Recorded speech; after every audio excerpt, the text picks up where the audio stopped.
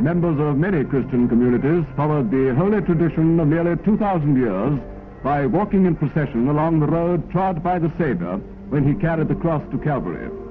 By this solemn procession, Jerusalem heralds the approach of Easter.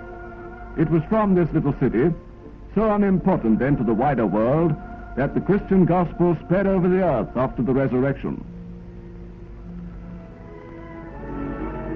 Along the Via Dolorosa, the road of sorrow leading to Calvary, the procession reverenced the 14 stations of the cross, which denote the tragic incidents of the first Good Friday, the fall under the burden of the cross, the help of Simon of Cyrene, the crucifixion itself. After 3 days, the miracle of Easter converted tragedy into triumph. In the undying inspiration of that example, the Christian world renews its hope.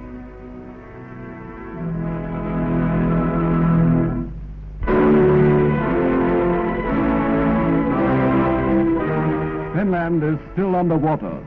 Scores of square miles of prime agricultural land is out of action. Although the rivers are no longer flooding, it may take till the end of May to pump the water out to this low-lying country.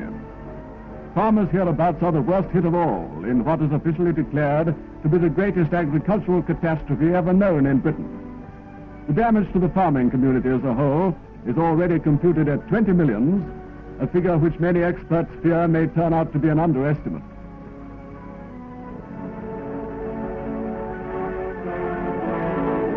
From one farm, now drying out, the cattle were rescued from the flood and taken to the hangars of a disused airfield. But still putting a brave face on misfortune, the typical country attitude in face of calamity, the farmer's wife refused to give way to pessimism. Upon Welsh Mountain sheep farmers has fallen disaster of another kind. They are among the greatest sufferers in the nationwide loss of sheep. At just one farm in Brecon, the value of sheep loss was £800.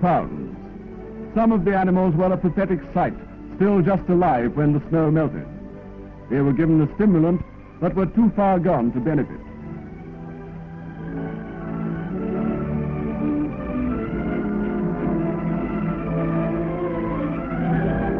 No such farmers can sustain loss on this scale without help from the National Fund. To contribute is the obligation of us all. Not only are 1.5 million sheep dead, that is serious enough, but the frost came in the lambing season and many ewes were killed. Their surviving lambs are being bottle-fed.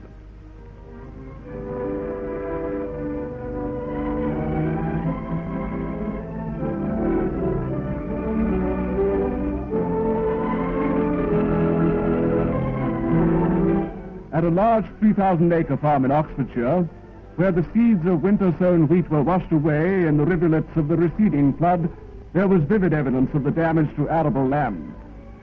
One field of winter wheat survived, but a large crop of clover seed was destroyed, a loss of £10,000. Of the crop of Brussels sprouts, only 1/10 remained, and of root crops, Swedes, like all the rest, were killed by the frost. Self-reliant as ever in the face of misfortune, farmers plow the stuff in. Racing against time, they may yet succeed in growing wheat on such land for the next harvest. And it is a race against time.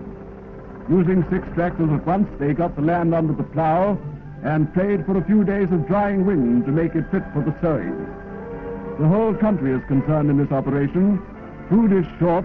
We must raise every ounce we can.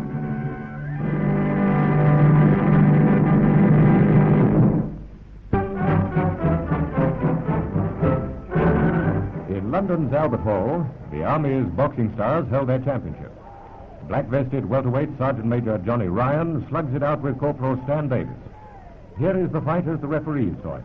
A ringside seat at one of the most polished, fast-moving exhibitions of amateur boxing. Johnny Ryan of Cardiff is Britain's #1 amateur welterweight. He fights with an injured left hand. London's Stan Davis had the speed to win the fight, but lacked power in his punches. Ryan took chances, but Davis just couldn't put him down.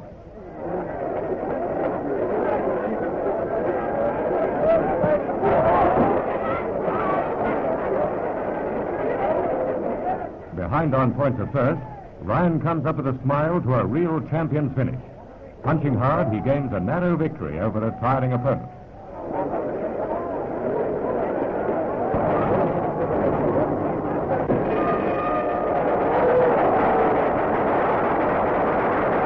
And here's fight number 2.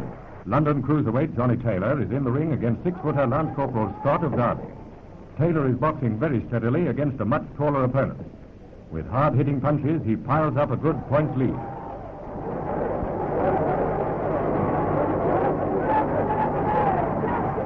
Scott comes up with some good, clean punches to the face in the last round, but Taylor keeps his lead and gets the referee's decision. In the top flyweight fight were Corporal Murphy in white vest and Gunner Rennick. Murphy was way on top. Here, Rennick goes down for a count of 6. He's up again, showing plenty of courage, but Signals Corporal Murphy hits out like a real champ. He misses with a couple of wild swings, but there's no mistake about the final knockout blow. It's curtains for young Rennick.